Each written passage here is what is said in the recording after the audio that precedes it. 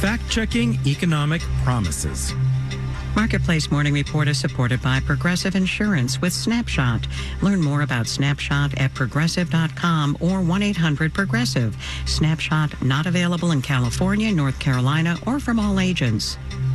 From Marketplace, I'm Sabri Benishore, in for David Brancaccio. The Republican National Convention in Milwaukee came to a close last night as President Trump formally accepted his party's nomination for president. Economic themes were sprinkled throughout Trump's acceptance speech. Marketplace's Nancy Marshall-Genzer has more. Former President Trump issued calls for unity, but also spent a fair amount of time criticizing President Biden's economic record. He called the U.S. a nation in decline and proposed tax cuts. At the center of our plan for economic relief are massive tax cuts for workers that include something else that's turned out to be very popular, actually. It's called no tax on tips. But actually, any big changes to tax law like that would have to go through Congress. It's in charge of writing and passing legislation. Also, any tax cuts Congress did approve would add to the federal deficit. Former President Trump didn't say how or if he would offset the cost of any new tax breaks if he were elected for a second term. He also said he could bring down inflation. I will end the devastating inflation crisis immediately, bring down interest rates, and lower the cost of energy.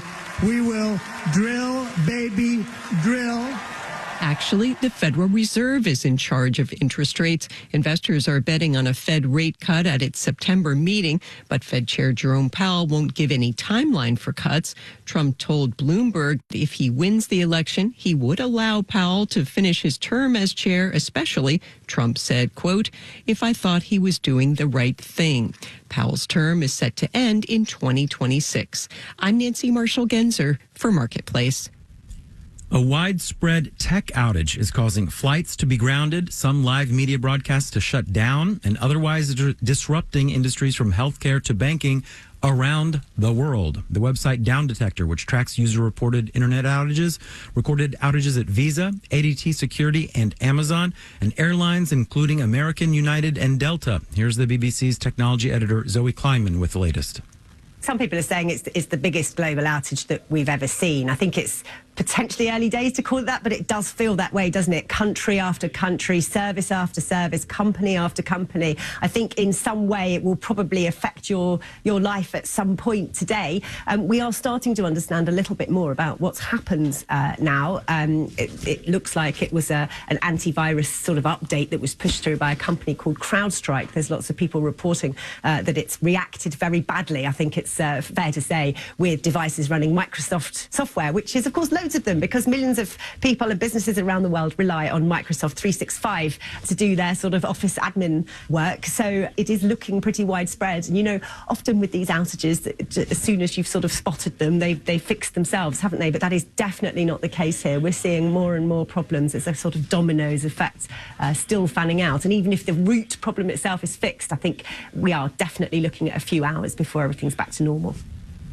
That was the BBC's Zoe Kleinman. American Airlines, by the way, has said just this morning it was able to reestablish its operations. Let's do the numbers.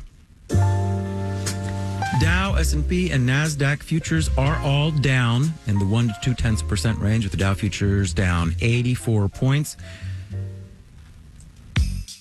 Marketplace Morning Report is supported by Amazon Business, aiming to help save time by offering smart business buying solutions so there's more time to focus on growing the business and less time doing the admin.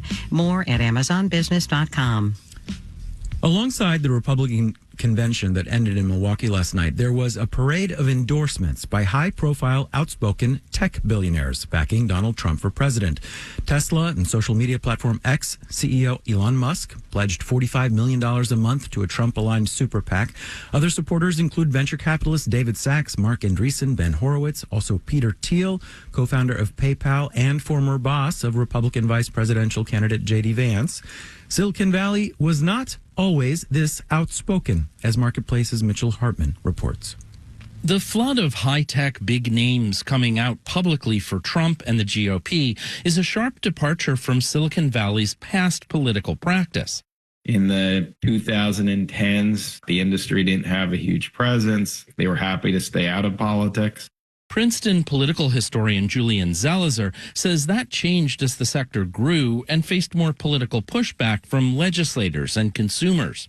By 2020, tech was a big player, backing mostly Democrats. But this election cycle, Republicans are way in on the action, says Zelizer. To spread their money everywhere, have more of a bipartisan presence so that everyone's in favor of them. Support for Republicans from figures like Elon Musk and Peter Thiel comes from a strong libertarian hands-off-my-business ideology.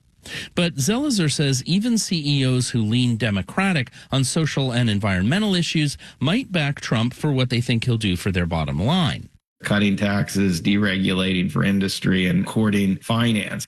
Still, tech CEOs rushing to the right aren't likely to bring their more liberal workers with them, says Sarah Briner at Open Secrets. Rank and file Silicon Valley, I don't think is necessarily in the same pool as venture capitalist leader Silicon Valley. When you look at donations by people who aren't giving $1 million, they still heavily favor Democrats. Endorsements by Musk and other celebrity CEOs could still influence the wider electorate. Political scientist Casey Dominguez at the University of San Diego remembers a key endorsement Barack Obama got back in 2008. Oprah Winfrey, if we're talking about an astronomical level of celebrity, the tech CEOs, I don't think, reach those levels of celebrity or adoration. Now, keep in mind, voters are also consumers who vote with their wallets. There is a contingent attracted to someone like Elon Musk and his products, Teslas and things like that, but don't really like all of this other stuff that comes with it. Americus Reed is a marketing professor at the Wharton School. For someone to say, well, I'm not going to buy these products because they are soiled with political points of view that I don't agree with. Reed thinks it'll take a lot more than conservative political endorsements and super PAC donations for that to happen. I'm Mitchell Hartman for Marketplace. And in New York, I'm Sabri Benishore with the Marketplace Morning Report.